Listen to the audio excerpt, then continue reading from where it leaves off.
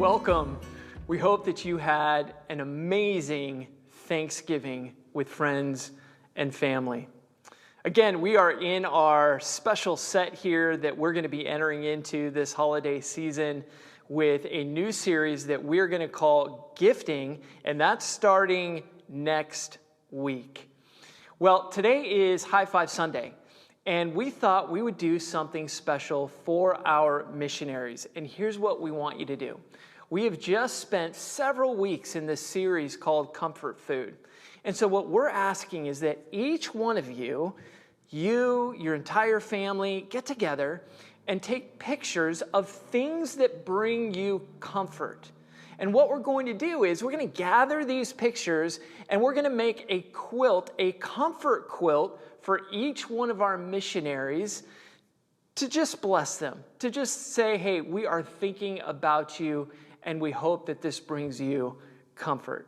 So you can send those pictures to me, steve@bernal.church. You can text it to me as well, and that number is in the Bernal briefing. We hope that you'll go there because it's there that we get all the information that we need in terms of announcements and what's going on at the church. So make sure that you check that out. Well, we are going to be hearing a message from John Piper. It's only 6 minutes long, but I think it's going to bless you. It's going to transition us from the Comfort series to our Gifting series. Very important, and his words, I think you're going to find an encouragement. And then after that, a brief little video.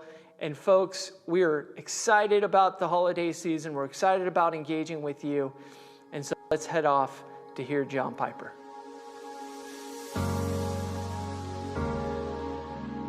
We are torn up in ourselves, nobody else even around, by guilt and by untold diversities of anxieties and amorphous instabilities. Choose your word. Bad feelings that have no reason for being there. We're just torn up by these. What do you do with them? You believe the promises. And here's the sweet text. This is Philippians 4:6. Do not be anxious about anything. And the opposite of anxiety is peace, so have peace. Paul's saying enjoy peace. But in everything by prayer and supplication with thanksgiving, let your requests be made known to God. In other words, roll the anxieties, give them to God.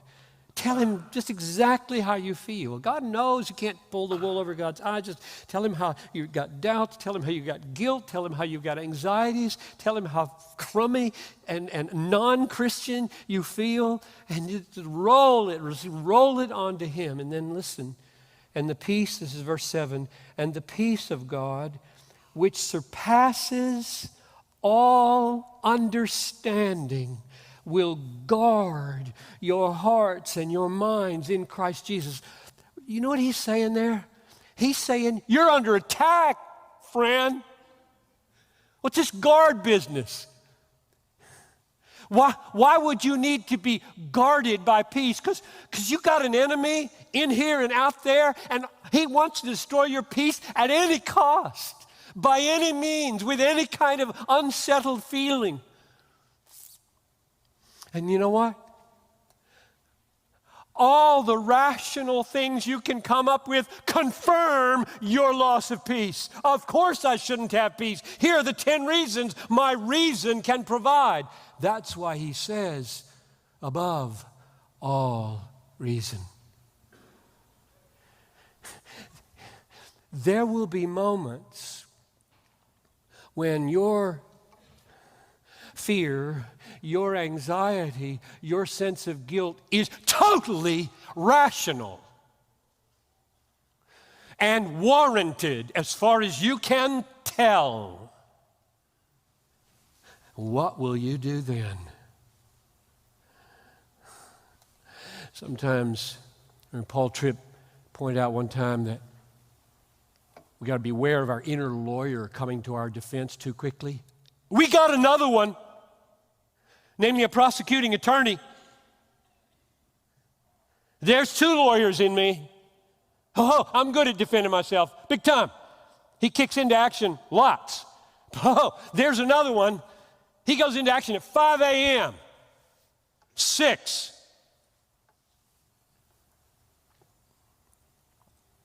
What do? With prayer and supplication and thanksgiving, you tell him, you tell God, your friend, he's not the issue here. He's your friend. And you tell him what's going on, and you ask him, and the peace of God I have experienced. I'm 65 years old. This is not new to me. And it doesn't get easier. Sorry about that. But about 54 years of doing this, he's faithful. I'm a Christian. I'm standing here. Exhibit A. I'm loving this moment. I'm loving you. I'm loving the gospel. I'm loving Christmas. I'm loving Jesus. Why? He came. 1,000 times he came.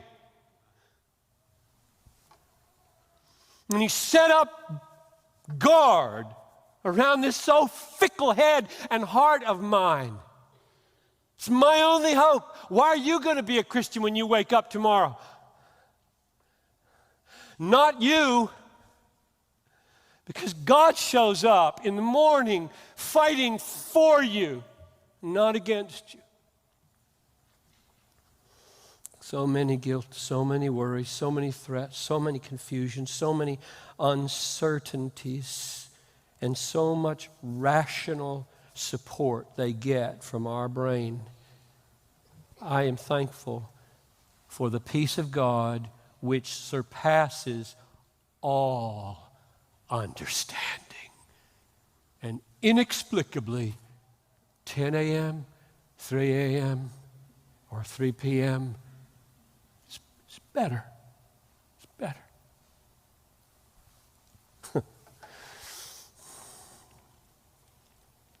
So do that this Christmas. Roll it tonight. Just roll it. Take all the stuff and roll it. Get alone for a few minutes and just roll it off of you onto him and ask for that. Say, God, I got relationships to deal with, which is where we're going right now. I got to know some measure of peace because I can't walk into this without knowing it's okay here and it's okay here.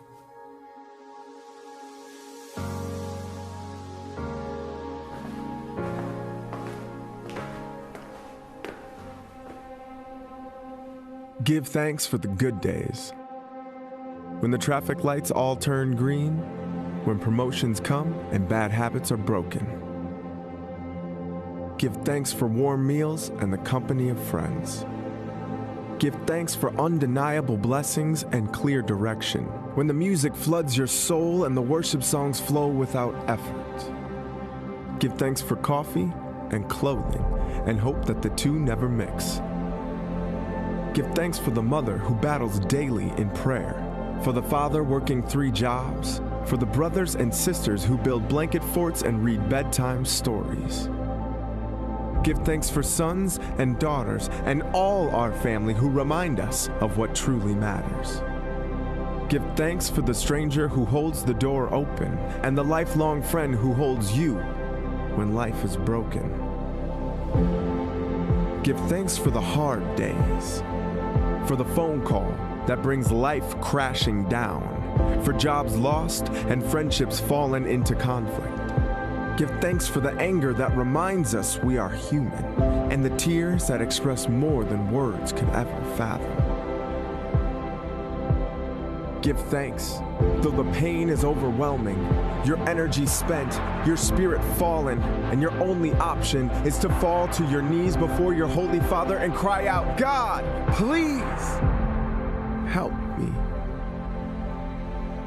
For in that moment, His power is made perfect. His love is made evident. He becomes your strength, your comfort, and your salvation. Give thanks for the power of redemption, from Genesis to Revelation, for the endless promises of a God who would rather sacrifice his son than give up on his children. For nail-pierced hands, for brilliant dawns, for the cool touch of rain and the simplicity of a quiet day.